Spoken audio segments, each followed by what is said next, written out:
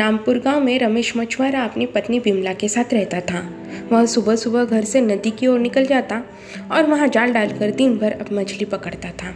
शाम तक जितनी मछली पकड़ पाता उसे बेचकर जो पैसे मिलते उन पैसों से अपना घर चलाता था।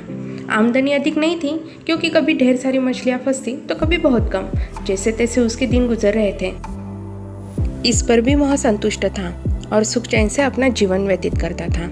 लेकिन उसकी पत्नी बिमला लालची थी। चाहे वह कितने भी पैसे घर लेकर आए, वह कभी खुश नहीं होती थी और उसे उलाहना दिया करती थी। रमेश मछुआरा ज़्यादा मेहनत कर अधिक से अधिक पैसे कमा कर बिमला को खुश करने की कोशिश करता था, लेकिन कभी वह खुश नहीं रह पाती थी। एक दिन सुबह जब रमेश मछुआरा उठा तो उसका शरीर बुखार से तप रहा था, लेकिन पत्नी बिमला के डर से वह जाल लेकर नदी चला गया।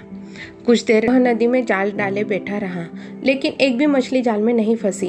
वह खाली हाथ घर लौट आया। उसे खाली हाथ लौटा देख उसकी पत्नी बिमला चिल्लाने लगी। उसने उसे समझाने की कोशिश की कि आज उसकी तबीयत ठीक नहीं है, लेकिन वह नहीं मानी और मजबूरन रमेश मछुआरे को फिर से मछली पकड़ने जाना पड़ा। बुखार से तपता हुआ वह नदी में जाल डालकर बैठ गया। बहुत देर तक जाल डाले रहने के बाद भी एक भी मछली जाल में नहीं फंसी। वह निराश होकर घर लौटने का मन बनाने लगा कि तभी उसे जाल में कुछ भारी सा प्रतीत हुआ। वो खुश हो गया कि शायद कोई बड़ी मछली फंस गई है। उसने जल्दी जल्दी जाल खींचा। जाल में एक सुनहरी मछली फंसी हुई थी। रमेश ने इतनी सुंदर मछली पहली बार देखी। वह उसे हाथ में लेकर निहारने लगा कि तभी मछली बोल पड़ी, मछुआरे भाई, मैं इस नदी की रानी हूँ, मुझ पर दया करो, मुझे छोड़ दो। तुम मुझे छोड़ दोगे तो मैं तुम्हारी हर इच्छा पूरी करूँगी। रमेश को मछली पर दया आ गई। उसने वापस नदी में उस मछली को छोड़ दिया और घर वापस आ गया। घर में पत्नी बिमला ने उसे फिर खाली हाथ लौटा देख उत्पात मचा दिया। तब रमेश ने उसे किसी तरह शांत कर सुनहरी मछली की बात बताई। सारी बात जानकर उसकी पत्नी बिमला भड़क गई कि जब जादुई मछली आपकी हर इच्छा पूरी करने के लिए तैयार थी तो तुमने कुछ क्यों नहीं मांगा, क्यों नहीं? उसने ज़बरदस्ती रमेश को नदी पर भेजा और जादुई मछली से खाने पीने का सामान मांगने कर लाने को कहा। रमेश नदी पर पहुंचा और किनारे खड़े होकर जोर जोर से चिल्लाया, मछली रानी, बाहर तो आओ, मेरी एक विनती सुन लो। कुछ देर में ही नदी के पानी में हलचल हुई और सुनहरी जादुई मछली पानी के ऊपर आ गई। और तब क्या बात हुई है मछुआरे भाई, मुझे क्यों बुलाया? मछली बोली, मछली रानी, आज घर पे खाने का कुछ भी सामान नहीं है। मैं और मेरी पत्नी दोनों भी भूखे हैं। तुम मुझे कुछ खाने का सामान दे सकती हो क्या? रमेश हाथ जोड़कर बोला। क्यों नहीं, मछली बोली, तुम अपने घर पहुँचो, वहाँ खाने का सामान पहुँच जाएगा। रमेश ने वापस घर की राह पकड़ ली। जब वह घर पहुँचा तो देखा दरवाजे पर तो बहुत सारी चीज़ें रखी हुई थे। उसने आवाज़ लगाकर बिमला को बुलाया और वे सारी चीज़ें दिखाई। उसकी पत्नी बहुत खुश हो गई। सारी चीज़ों को घर के अंदर रखने के बाद मछुआरा बैठा ही था कि बिमला बोली, तुम भी क्या, बस खाने पीने की चीज़ें ही मांग कर लाए? सुंदर वस्त्र और कीमती आभूषण भी तो मांगने चाहिए थे। अभी जाओ और जादुई मछली से जाकर वस्त्र और आभूषण मांगो। रमेश को बार बार जाकर मछली से चीज़ें मांगना ठीक नहीं लगा। वह बोला, अभी तो इतना सारा खाने का सामान मांग कर लाया हूँ, हमारी खाने की ज़रूरत तो पूरी हो गई है। कपड़े और आभूषण फिर कभी मांग लूँगा।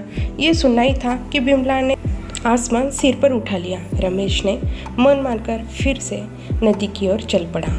वहाँ उसने फिर से मछली को पुकारा, मछली रानी, बाहर तो आओ।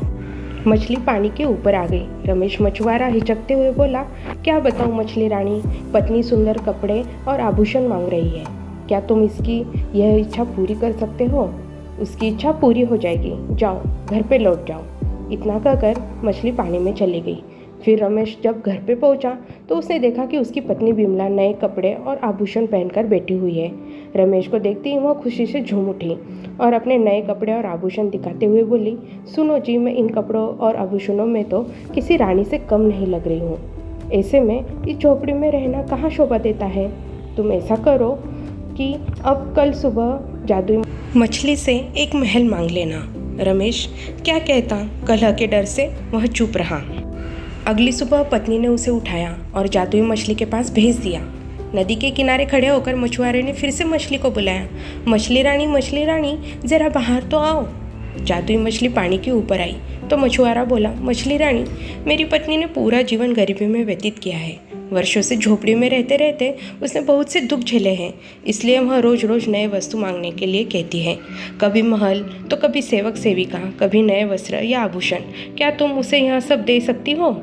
उसकी इच्छा पूरी होगी। यह कहकर मछली फिर से पानी में चली गई। उसकी पत्नी बहुत खुश थी। कुछ दिन उसने बड़े मज़े से काटे, लेकिन फिर उसके मन में एक नई इच्छा ने जन्म लिया। एक दिन वह मछुआरे से कहने लगी, मैं इस महल की रानी तो बन गई, लेकिन अब मैं इस पूरी पृथ्वी की रानी बनना चाहती हूँ। जादुई मछली से कहो कि मुझे इस पृथ्वी की रानी बना दे। बिमला की रोज रोज की इच्छाओं से रमेश तंग आ चुका था और इस बार तो अति हो चुका था। उसने मछली के पास जाने से मना कर दिया। इस पर बिमला लड़ने झगड़ने लगी। रमेश तैयार नहीं हुआ तो उसने उसे महल से निकाल दिया। दुखी रमेश फिर से नदी पर गया और जादुई मछली को पुकारने लगा। जादुई मछली तैरकर पानी के ऊपर आ गई और बोली, क्या बात है रमेश, अब तुम्हारी पत्नी की क्या इच्छा है? रमेश बोला, अब तक मैं हर बार अपनी पत्नी की इच्छा लेकर तुम्हारे पास आया करता था। आज मैं अपनी इच्छा लेकर आया हूँ। फिर कहो, मछली बोली, मैं चाहता हूँ कि तुमने अब तक हमें जो भी दिया है वह सब वापस ले लो। एक बात मुझे समझ में आ गई कि इच्छाओं का कभी कोई अंत नहीं होता। तुम जितना देती रहोगी मेरी पत्नी उतना ही मांगती रहेगी। वह कभी संतुष्ट नहीं होगी और बिना संतुष्ट हुए वह कभी खुश भी नहीं रह पाएगी।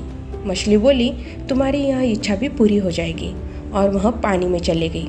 रमेश जब अपने घर पहुंचा तो महल गायब हो चुका था। उसके स्थान पर उसकी झोपड़ी आ गई थी। अंदर जाने पर उसे फटे पुराने कपड़ों में अपनी पत्नी बिमला दिखी। रमेश को देख वह रोना पीटना मचाने लगी।